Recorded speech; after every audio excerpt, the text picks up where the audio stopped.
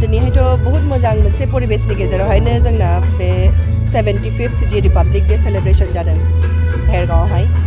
नोंथांमोना नुबाय रायजोफोरा बयबो ओंखारबोदों आरो बेनिफ्रायनो जोङो बयबो जोंनि जेसेबां मानसिफोर दङ ओनसोलावहाय बयखौबो जोङो हांख्रायहरो आरो बिथांमोनहा बयबो जोंजों दङ आरो मोजाङैनो दिनैहाय प्रग्रामाबो जालांबाय बेखौनो होननो सानदों आरो सान्थिनि परिबेसाव थानांगौ बयबो बेयाव नुनो मोनदों आबादारि आरो मिडियाफोरखौ बरायनाय बेनि बागै मा होनदों आबादारि आरो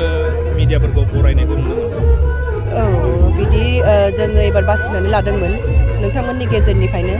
सानै साथाम मिडिया पार्सन्सफोर दङ जाय गावनि एरियायावहाय मोजां खामानि मावदों बिथांमोनखौ जोङो दिनैहाय एक्न'लेज खालामदों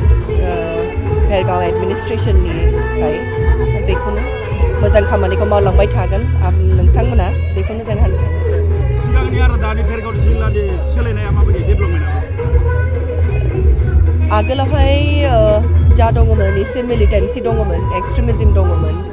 दा बेफोर जेबो गैला दाथ' सान्थिनि परिबेस मोजाङैनो बयबो ओंखारबोयो गथ' गथायफ्राबो स्कुलफ्राव फैगासिनो दङ नोंथांमोना नुदों खेल महारनानो जाथों बा सांस्कृतिक महासंग्रामानो जाथों बेबादि दिशावहाय बहुद गथ'फोर ओंखारबोबाय आरो लोगोसे बिथांमोना गेलेनायावबो बहुत मोजां मोजां गथ'फोर दङ कालचारेल लाइनावबो मोजां दङ आरो एबार दि कम्पिटिटिभ एग्जाम्सआवबो जोंनि भेरगाव साब डिभिजननिफ्राय दङ थ' मोनसे मोजां परिबेसावहाय जोङो माने ट्रान्सफर्म जाबाय होननानै जों सानो आरो